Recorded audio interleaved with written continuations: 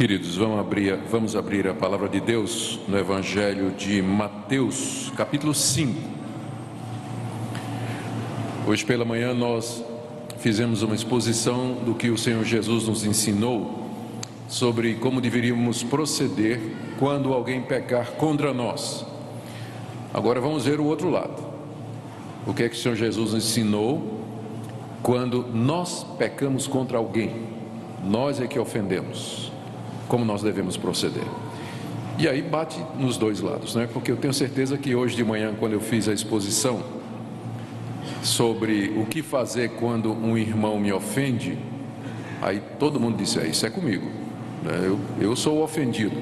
Mas só que a Bíblia também fala de o que é que você deve fazer quando você é o ofensor. E dessa forma, com a pregação de manhã e de hoje à noite, eu creio que a gente cobriu todas as bases, não é? Ninguém vai, quer você seja o ofensor ou a vítima, você vai sair com a palavra de Deus nesse domingo para você. Então vamos ler o que o Senhor ensinou. Está em Mateus capítulo 5, a partir de 21, verso 21 até o verso 26. Ouvistes que foi dito aos antigos: não matarás, e quem matar estará sujeito a julgamento. Eu, porém, vos digo que todo aquele que sem motivo se irar contra seu irmão estará sujeito a julgamento. E quem proferir um insulto a seu irmão estará sujeito a julgamento do tribunal. E quem lhe chamar tolo estará sujeito ao inferno de fogo.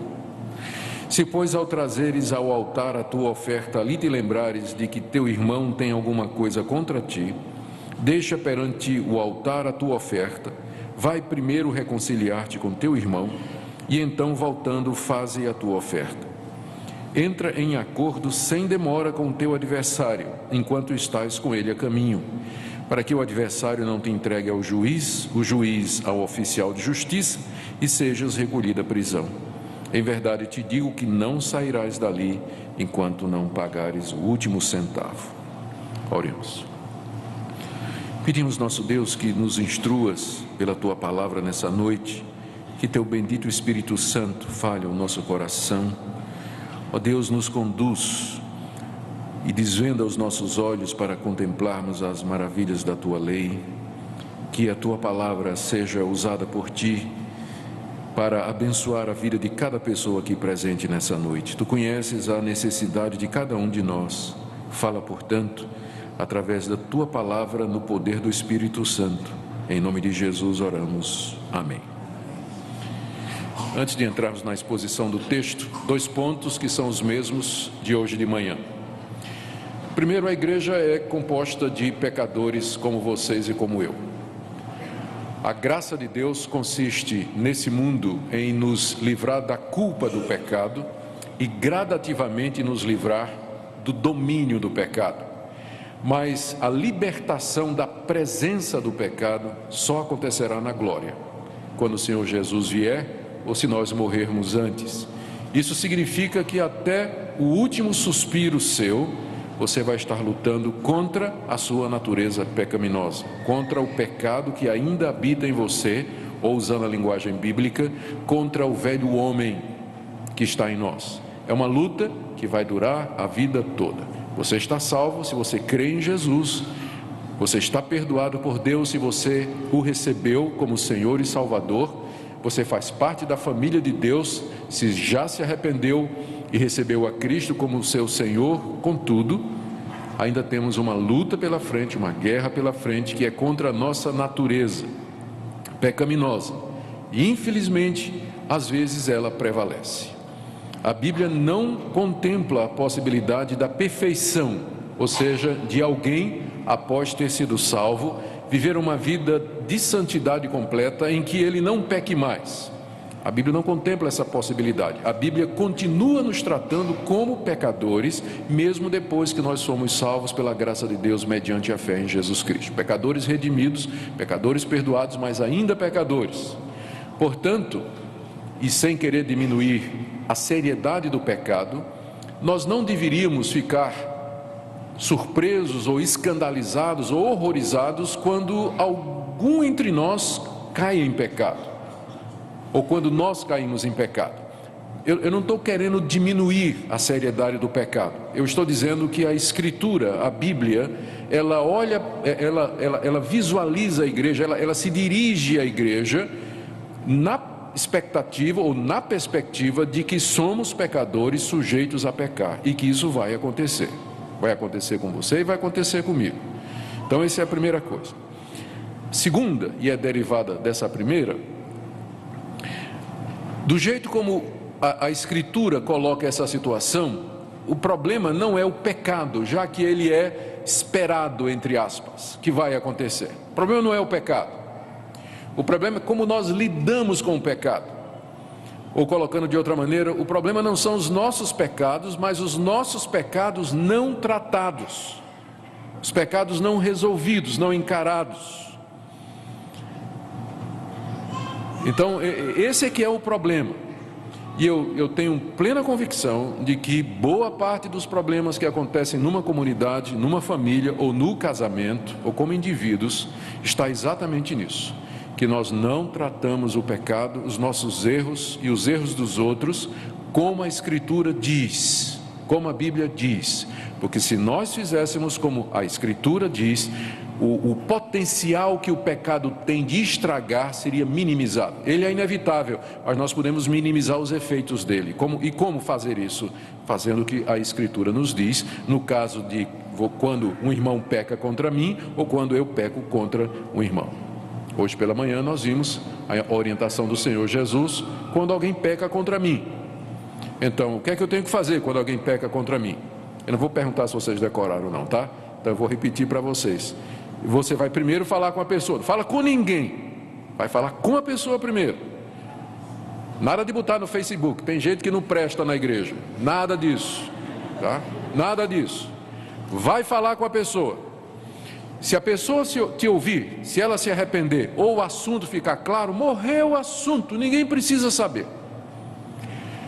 Se a pessoa não ouvir e o assunto não ficar esclarecido, volta e dessa vez traz 2 ou 3 pessoas de integridade reconhecida e trata o assunto também, outra vez. A pessoa pode se arrepender ou mudar de ideia, ou o assunto pode ficar esclarecido na segunda vez. O assunto morreu ali, ninguém precisa saber além daquelas pessoas. Somente depois disso é que o assunto tem que ser trazido para ser tratado pela liderança da igreja. E aí, se essa pessoa não quiser ouvir a igreja, a orientação da igreja, através dos seus pastores, presbíteros, então, infelizmente, ela terá que ser excluída da igreja. É assim que deve ser tratado, dessa maneira. E se nós fizermos como a Escritura diz, Cristo promete estar conosco. Nós lemos pelo menos 3 promessas dele. O que vocês fizerem aqui será ratificado no céu. O que vocês pedirem juntos eu vou conceder. E se vocês estiverem unidos nesse propósito, eu estou no meio de vocês. Cristo prometeu sua própria presença em todo esse processo, porque Ele quer conosco resolver o problema do pecado, resolver os estragos que o pecado pode trazer. Mas agora e o contrário? E quando sou eu que peco contra alguém? Então o Senhor Jesus também nos deixou orientações a respeito desse assunto, quando Ele estava no Sermão do Monte, tratando de expandir o significado de alguns mandamentos. No caso aqui é o 6º mandamento, no verso 21, ele diz à sua audiência, as pessoas que estavam ao seu redor, aos seus discípulos: ouvistes que foi dito aos antigos. Ele está se referindo à lei de Moisés, e ele está citando particularmente Êxodo 20:13 e Deuteronômio 5:17, que é o 6º mandamento: não matarás. Está na lei de Deus, é um dos 10 mandamentos. Não matarás, e vocês ouviram isso, diz Jesus. E vocês ouviram também o que está em Deuteronômio 5:17: quem matar estará sujeito a julgamento. Foi isso que Moisés disse, que quem tirasse a vida do seu próximo, teria a sua própria vida tirada pelo seu semelhante. Olho por olho, dente por dente. Essa era a lei, e os judeus sabiam disso. Jesus agora, no verso 22, com a sua autoridade como sendo aquele que deu a lei, a expande e lhe dá uma conotação interior. Na compreensão judaica, não matarás significa matar alguém fisicamente. Porém, aqui o Senhor Jesus explica que esse mandamento alcança não somente a atitude física, mas ele ele também contempla a morte por palavras. Nós quebramos o sexto mandamento na interpretação de Jesus, não somente quando pegamos uma arma e atiramos em alguém, ou planejamos a morte de alguém e fazemos com que ela aconteça. Nós quebramos o sexto mandamento nas seguintes circunstâncias, que ele diz aqui: irá-se sem motivo contra seu irmão, proferir um insulto e chamá-lo de besta, de anta, de tolo, ou seja, de uma palavra derrogativa, você insultar a pessoa. Então, quem faz isso, Jesus disse, quebrou o mandamento que diz: não matarás. Não matarás. E de fato, as palavras têm um efeito, ou têm um poder muito grande para matar.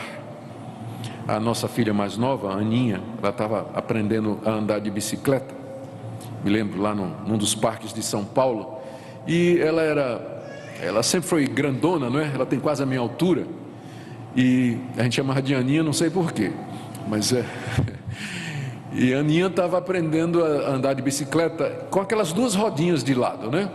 E ela estava devagar nisso aí, andando e aprendendo. De repente, uma menina mais velha, mas pensando que a Ana era mais velha por causa da idade, passa por ela andando de bicicleta sem rodinha e diz: puxa vida, tão grande andando ainda de rodinha, parece que é besta.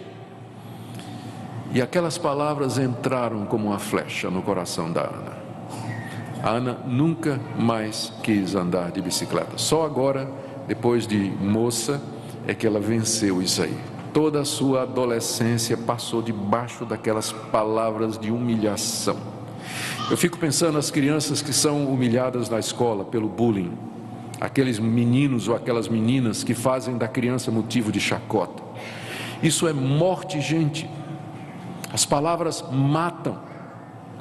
O marido que vira para a esposa: você não vale nada, nada que você faz presta. Ou a mulher que em público desmoraliza o marido. Isso acontece, a mulher em público desmoraliza o marido, expõe o marido. Ou nas relações trabalhistas ou pessoais, quando nós fazemos isso aqui, insultamos, menosprezamos, ridicularizamos, condenamos. O Senhor Jesus diz que é a mesma coisa de você matar. Diante de Deus, você já quebrou esse mandamento quando você faz isso. É claro que o pecado é o mesmo, o mandamento quebrado foi o mesmo, as consequências são diferentes.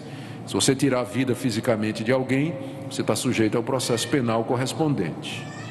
É claro que você insultar alguém, você irar-se contra uma pessoa no seu coração, você fica com ódio daquela pessoa, mágoa daquela pessoa, ressentimento daquela pessoa, não haverá a mesma consequência, mas consiste na quebra do mesmo mandamento dado pelo mesmo Deus. Tanto é que Jesus diz: quem sem motivo se irá contra o seu irmão, quem lhe proferir um insulto ou menosprezá-lo chamando de tolo, em aramaico a palavra raca, que era uma palavra traduzido hoje seria seu imbecil, alguma coisa assim.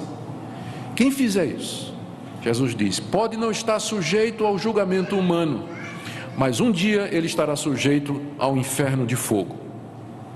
Deus haverá de trazê-lo a julgamento, e Deus haverá de ajustar contas, porque as palavras, elas têm o poder de matar, elas têm o poder de destruir, de humilhar, acabar com reputações, acabar com relacionamentos, acabar com casamento, acabar com o bom andar da vida da igreja, quando as palavras são ditas impensadamente, quando as palavras são ditas no calor da raiva, elas têm esse poder. E palavras ditas, elas são como penas soltas ao vento. Uma vez que você soltou, você nunca mais pega de volta. Muito difícil.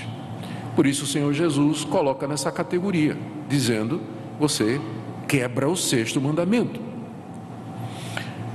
Aqui quando ele fala da ira, você percebe que há uma qualificação que é irar-se sem motivo contra seu irmão. Está entre parênteses porque em alguns manuscritos gregos mais antigos não há a expressão não aparece, creio eu, porque algum copista pulou a linha e todo mundo sabe como é fazer cópia, você acaba esquecendo uma palavra ou outra, então talvez uma dessas cópias foi a que foi preservada, mas faz sentido irar-se sem motivo, porque às vezes há motivo para ficar irado.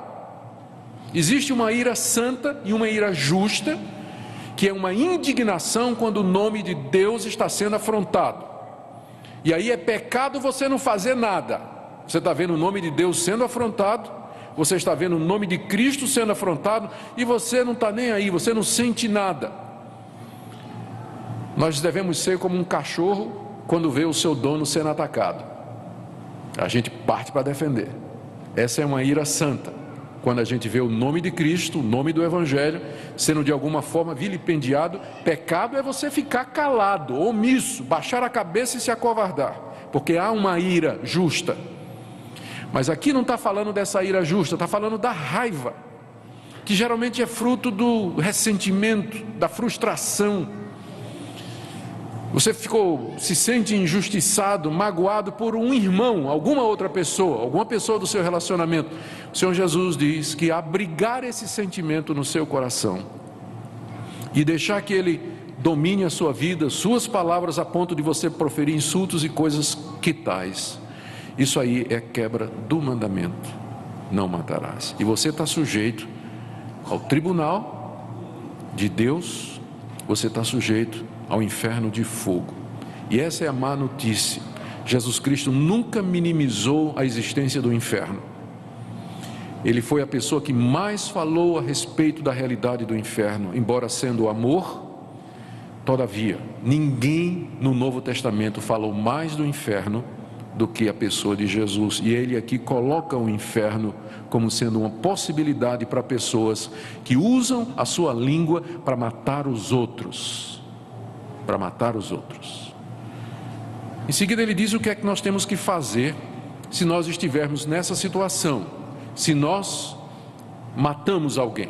O que fazer quando nós ferimos alguém, machucamos alguém com as nossas palavras? Ele nos ensina no verso seguinte, no verso 23.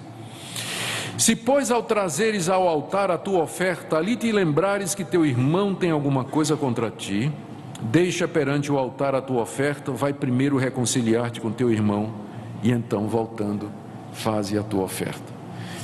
Que bênção, não é? Que nós podemos nos redimir dos nossos pecados. Que bênção que nós podemos consertar os nossos erros. Que bênção que nós podemos colocar as coisas em ordem. O Senhor Jesus nos diz de que maneira fazer.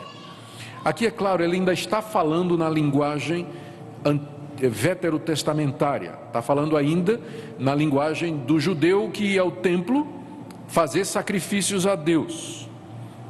E verso 23, ao trazeres ao altar a tua oferta, ali te lembrares que teu irmão tem alguma coisa contra ti. O melhor lugar para você lembrar que seu irmão tem alguma coisa contra você é quando você, fazendo o transporte para hoje, e guardar as devidas proporções, você vem à igreja adorar a Deus, trazer a sua oferta de louvor, a sua entrega. Esse é o melhor lugar para você lembrar que o teu irmão tem alguma coisa contra ti. Sabe por quê? Porque quando você vem aqui, como nós já fizemos, você vai cantar, você vai dizer: Deus, eu sou um pecador, Deus, eu peço perdão pelos meus pecados. Não tivemos um momento de confissão de pecados? E parece que eu estou vendo Deus lá em cima dizendo: você veio à minha casa pedir perdão pelos seus pecados e não está lembrado que você ofendeu seu irmão? Você tem coragem de vir aqui me prestar culto como se nada tivesse acontecido, quando tem gente que você ofendeu, que você magoou, que você matou com suas palavras?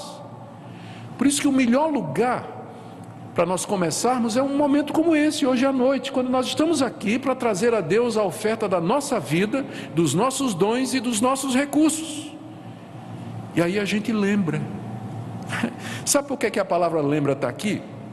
Que quando a gente ofende, a gente esquece. Quem foi ofendido, não. Não é verdade? Quem foi ofendido não esquece. Mas às vezes a gente ofende e a gente nem lembra. É porque às vezes também não foi por querer, não é? Não foi, não tinha intenção, mas foi feito o estrago. Por isso Jesus diz: lembre. É um momento bom para você fazer um inventário, olhar para trás e fazer uma conta. Quem é que está com raiva de mim? Com quem eu não falo? Com quem eu deixei de me relacionar? Com quem eu estou indiferente? Quem é a pessoa que para mim tanto faz se ela for atropelada aí na frente? Faz esse levantar, é isso que Jesus está dizendo, e o momento é esse, quando nós estamos na casa de Deus, trazendo a oferta da nossa vida, do nosso louvor, dos nossos recursos, das primícias da nossa renda. Ao trazeres ao altar a tua oferta, aí te lembrares que teu irmão tem alguma coisa contra ti. Então o que é que nós devemos fazer? Olha o que Jesus diz aqui. Ele diz assim: deixa perante o altar a tua oferta e vai primeiro reconciliar-te com teu irmão. Aqui você percebe a importância que Jesus Cristo dá a nós estarmos bem com os nossos irmãos. É mais importante do que dar culto. É mais importante você estar reconciliado com seu irmão do que você vir à igreja para prestar culto, a ponto de Jesus dizer: eu prefiro que você se levante agora, saia, ou então, se tem alguém aqui, você se levante, vá no banco dessa pessoa e resolva. Se Jesus estivesse aqui, ele ia dizer isso. Quero que vocês se levantem agora, se vocês se lembrarem que tem alguém aqui nessa igreja, eu quero que vocês parem o culto e se reconciliem. Vai reconciliar-te com teu irmão. Aí vocês continuam o culto. Se ele estivesse aqui, era isso que ele diria, porque foi isso que ele disse. Deixa diante do altar a oferta, para mostrar a importância. Será que Deus está tão preocupado que a gente cumpra uma liturgia, determinados atos religiosos, muito mais do que nós andemos em paz com os nossos irmãos? O que é que vocês acham que Deus prefere? O que é que vocês acham que para Ele é mais importante? Por isso que Ele diz: você tem que se reconciliar. Reconciliar pode envolver pedido de perdão, devolução de alguma coisa, reparação, retratação, porque para haver uma reconciliação tem que haver um acordo, um consenso, as partes têm que estar satisfeitas, e isso nem sempre é fácil. Às vezes o nosso orgulho impede, né? A gente está convencido de que errou, mas o orgulho impede. Eu me lembro quando eu dava aula no Seminário Presbiteriano do Norte, tinha um menino lá, um seminarista, que eu não sabia o que ele estava fazendo no seminário. Preguiçoso, não entregava os trabalhos, ele completamente distraído, ele me irritava profundamente. E os outros colegas bem dedicados. A gota d'água foi uma vez que eu, na segunda-feira, passei um trabalho. Nós tínhamos aulas na segunda e na sexta. Na segunda-feira eu passei um trabalho, passei entregue na sexta. Na sexta-feira todos os alunos entregaram o trabalho, menos o fulano. E aí eu perdi a paciência e na sala de aula eu desmoralizei o rapaz. Questionei a vocação dele, questionei a integridade dele, questionei os motivos dele, e isso em sala de aula. Deixei o rapaz rasinho, né? E humilhado. E naquele fim de semana eu tinha que pregar em Natal. É uma cidade que fica a uns 400 quilômetros de Recife. E peguei o carro e fui pregar. Aí, tranquilo, né? Achei que tinha cumprido meu dever como professor. Comecei a dirigir. Não é que Deus falou no meu ouvido, mas a consciência começou: você exagerou. Não, que é isso, Deus? De forma nenhuma. O rapaz é um preguiçoso, um vagabundo, não devia nem estar no seminário, devia estar fora. Imagina que pastor ele vai ser. Era como se Deus dissesse: mas esse não é o ponto. O ponto é como você tratou o rapaz. Você humilhou o rapaz na presença dos colegas. Não, Deus, de jeito nenhum, ele merecia mesmo, né? Passei a viagem todinha tentando convencer Deus, mas eu acho que não deu certo não, porque foi o pior fim de semana da minha vida, um dos. Eu pregando em Natal e a minha consciência dizendo: você pecou, você ofendeu o seu irmão. E aí no caminho de volta, dirigindo, já foi o contrário, foi eu negociando com Deus os termos da minha rendição, né? Eu dizendo: tá bom, está certo, eu de fato, mas eu estava sentindo que eu tinha que reparar o que eu tinha feito, e não podia ser assim, chamar o rapaz em particular, porque eu o ofendi em público. Se eu ofendi em público, eu tenho que consertar meu erro em público. Se fosse só entre eu e ele, era eu e ele, mas foi em público. E meu argumento com Deus foi o seguinte: Senhor, se eu chegar na sala de aula e disser assim: eu errei e estou aqui pedindo perdão a fulano, quero que você me perdoe, eu vou perder a minha autoridade como professor. Nunca mais esses alunos vão me respeitar, porque eu vou perder minha autoridade como professor. Não teve jeito, a consciência não deixava em paz. Segunda-feira lá estava eu, como ovelha levada ao matadouro, né? Entrei na sala de aula, oramos, e antes de começar a aula, pedi para o rapaz vir à frente, me levantei, abracei, disse: eu queria na frente. Para mim, minha carreira como professor estava encerrada ali, né? Eu disse: eu queria dizer para você, né, que eu errei, eu pequei contra você, a maneira como eu lhe tratei. Eu queria lhe pedir perdão, que você me perdoe na frente dos colegas, porque eu não devia ter feito isso. Gente, esse moço começou a chorar, me abraçou e disse: professor, não é o senhor que tem que pedir perdão, fui eu mesmo, eu sou um aluno relapso, eu sei disso, queria que o senhor me perdoasse. Aí a classe caiu em pranto e os alunos vieram me dizer: pastor, o senhor cresceu no nosso conceito, porque nós estamos vendo que o senhor pratica aquilo que o senhor ensina.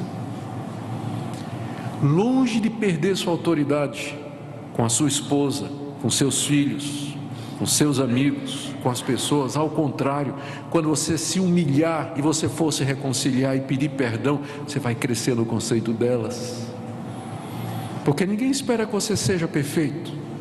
Nós esperamos que você seja humilde, que você se arrependa, que você confesse, que você coloque em ordem, que faça o que for preciso, para quando você vier aqui prestar culto a Deus, você possa fazê-lo com a consciência tranquila, em paz, em paz. Note que o Senhor Jesus, depois de nos dar essa orientação, Ele diz assim: voltando, faça a sua oferta, ou seja, vá, mas volte, resolva e volte, porque eu ainda quero o seu culto. Eu sei que você errou, mas eu não estou jogando você fora, eu quero você de volta, mas agora você vem reconciliado, você vem renovado, você vem em paz agora. Venha e termine de prestar o culto que você tem que prestar. Que bênção, não é? Que o nosso Deus nos acolhe e nos dá a oportunidade para nós fazermos isso. E ele termina no verso 25 e 26, nos dando um encorajamento, na verdade, falando da urgência disso. Ele diz assim: entra em acordo sem demora com o teu adversário. O adversário é o irmão que está magoado. Entra em acordo sem demora com o teu adversário, enquanto estás com ele a caminho. Vamos pensar aqui no caminho da vida, e o final é o juízo de Deus. Para que o adversário não te entregue ao juízo, o juiz ao oficial de justiça, e sejas recolhido à prisão. Em verdade te digo que não sairás dali enquanto não pagares o último centavo. Jesus está usando aqui da sabedoria popular, do bom senso, vamos dizer assim. Imagine que você tem uma causa com alguém, alguém lhe processou e você sabe que você está errado, e aí agora está na hora de vocês irem para o juiz. O juiz está esperando lá no tribunal, tem uma audiência e você sabe que você vai perder, e a quantia é muito grande, você não tem como pagar, você está a caminho, vai você e o adversário andando juntos. Jesus diz: conversa com ele, faz um acordo com ele antes de chegar no tribunal, porque se chegar no tribunal, você vai para a prisão. Naquele tempo era preso por dívida, né? No Brasil não tem jeito, mas naquele tempo a pessoa era preso por dívida, ficava lá, tinha que vender tudo que tinha, vendia a mulher e os filhos como escravo para pagar a dívida, e só saía quando pagasse o último centavo. Então Jesus diz: nesse contexto, a melhor coisa para você é você fazer um acordo com o seu adversário antes do julgamento, porque se for a julgamento, você está perdido. O que Jesus quis dizer? Ele quis dizer o seguinte: enquanto você está aqui nessa vida, presta atenção nisso, enquanto você está aqui nessa vida, faça um acordo, no sentido de vá se reconciliar com seu irmão. Não deixe passar a oportunidade, porque se passar, vai para o tribunal de Deus, vai ser resolvido na presença de Deus. E você sabe que lá, no dia do juízo, não haverá mais misericórdia nem perdão. O momento é aqui, enquanto você está vivo.